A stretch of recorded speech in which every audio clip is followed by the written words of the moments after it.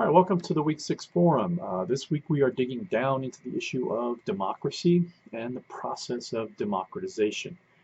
These are concepts that most people think they understand, but democracy is a lot more complex than most people or Americans assume. Simplistic notions of democracy invite misunderstanding, and we end up conferring power on people who fundamentally do not respect democratic norms and institutions. So what is democracy? Uh, Definitions are kind of the simple part and can be boiled down to two words: people rule. But what does that mean in practice? For the Greeks, democracy was fundamentally about people participating in governance.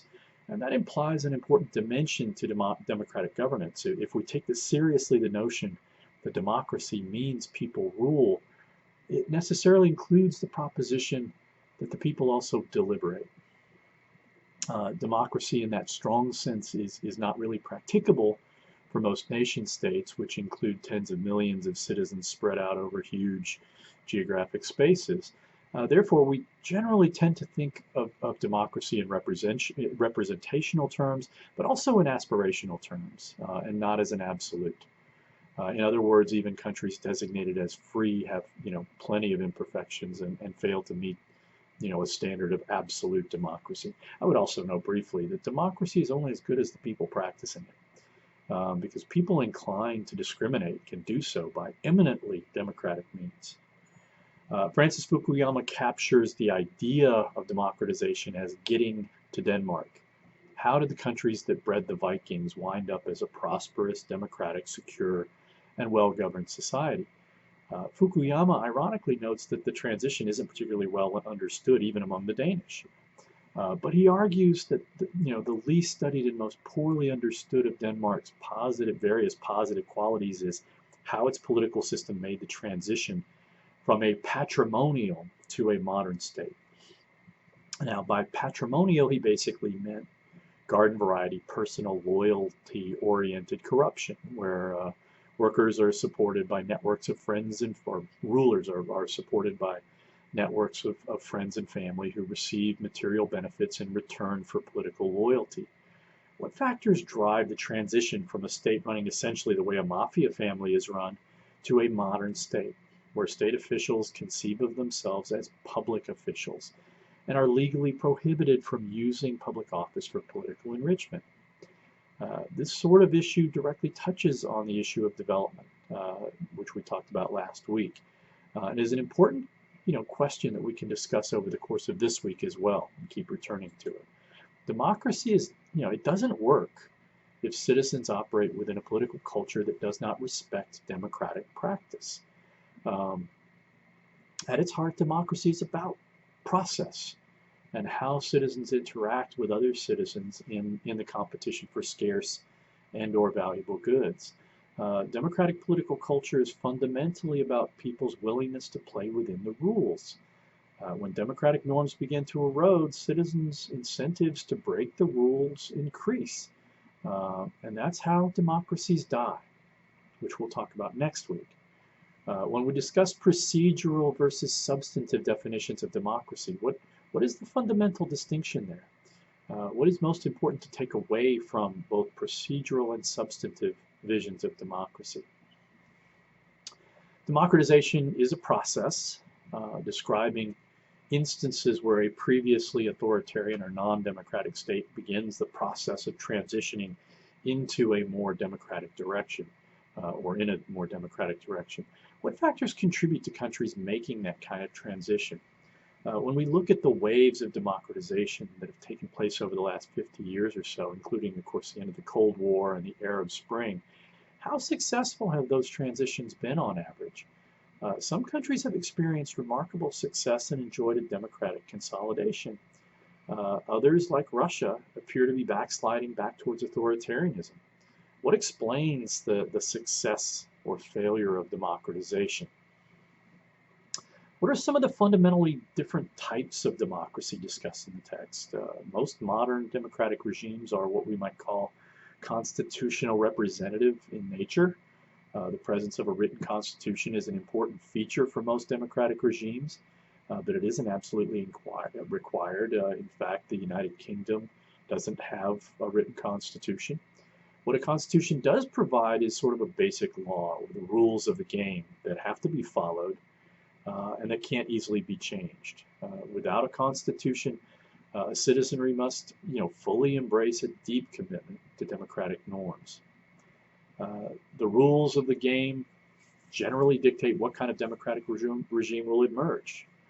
For example, the United States has written into its constitution electoral principles that guaranteed the emergence of a two-party presidential system of government. By instituting single-member districts for House elections and by creating an independent executive elected separately from the Congress, the rules basically compel the two-party system.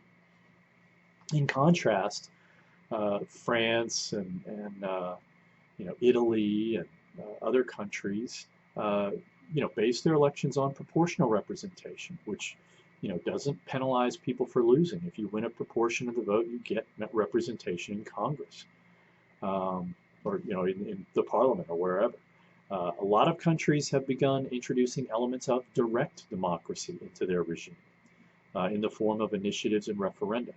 This is called, participatory or plebiscitary democracy. A number of American states have this sort of procedure.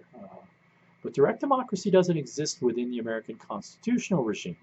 So what are some advantages and disadvantages of a plebiscitary approach to democracy?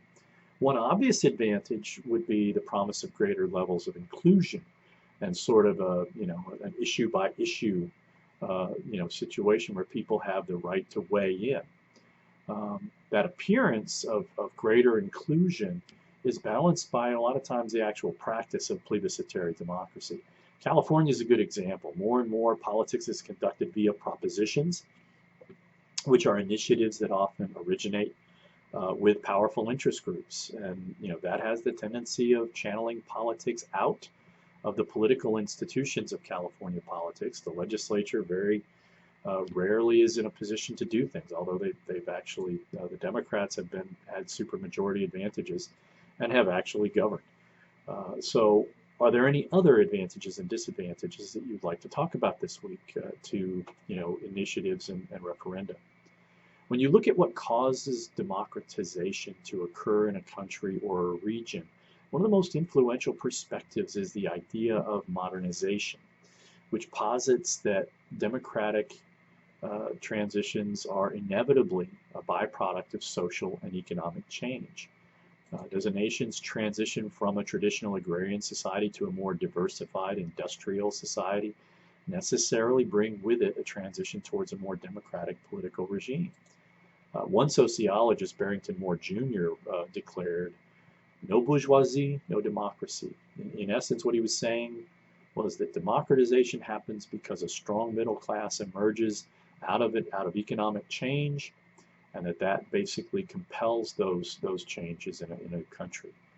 What are some of the challenges confronting modernization theory? Does India's experience conform to the expectations of modernization theory?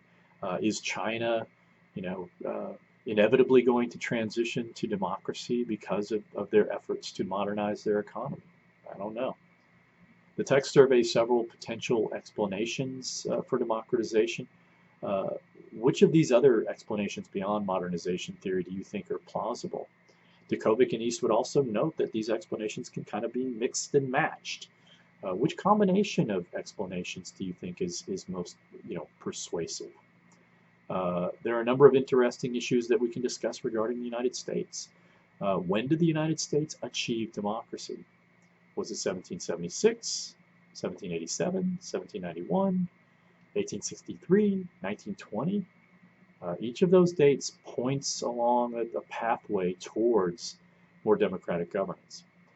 Which point strikes you as the moment where the United States achieved some sort of critical tipping point in democratization?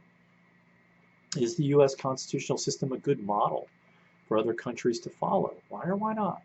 On a related note, is American democracy currently in trouble?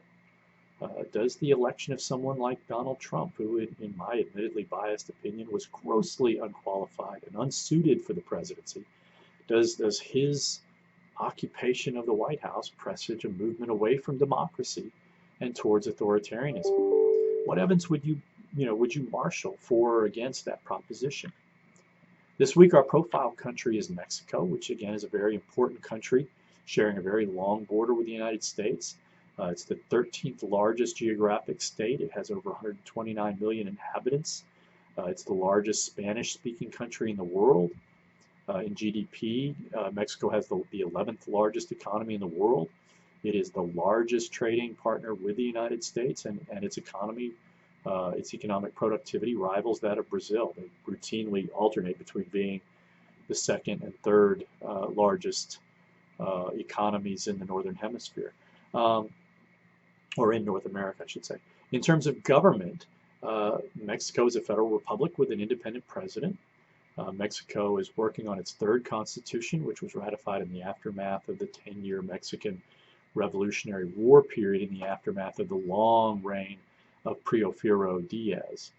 For most of the 20th century, Mexican electoral politics was dominated by the Partido Revolucionario Institucional, which is the name of the Party of Institutional Revolution, the PRI, which effectively controlled government from 1929 until 2000. Mexico's status as a one-party state conferred sort of a semi-authoritarian status on the state in that period. Since 2000, PRI has, or PRI, has faced greater electoral opposition from PAN, which is a National Action Party, a conservative party with close affiliations to the Roman Catholic Church, the PRD, which is the Party of Democratic Revolution, and Morena, which is the National Regeneration Movement. Currently, I think it's safe to say that Mexico's status as a democratic nation is in a somewhat parlous state. The drug wars have led Mexican political authorities to significantly erode civil liberties. Many people are fleeing the country because of fear of violence. The country is also being disrupted by the movement of huge numbers of immigrants fleeing Guatemala and Honduras for the U.S. Border. Andrés Manuel López Obrador recently won the presidency in 2018, taking over for PRI's Enrique Peña Nieto. Obrador won on the promise to end corruption, which is a perennial issue in Mexican politics, and worked to improve the lives of Mexican senior citizens. So what do you find most interesting about Chapter 6? And what about Mexico? What is most interesting? What's most important? What's most difficult for you to follow as you read the profile? As always, if something confuses you, ask a question. If I know you're struggling, I'll try to help you. If I don't see you struggling, I'm going to assume you're getting it. All right. Hopefully I've given you enough to think about. Let's have a great week.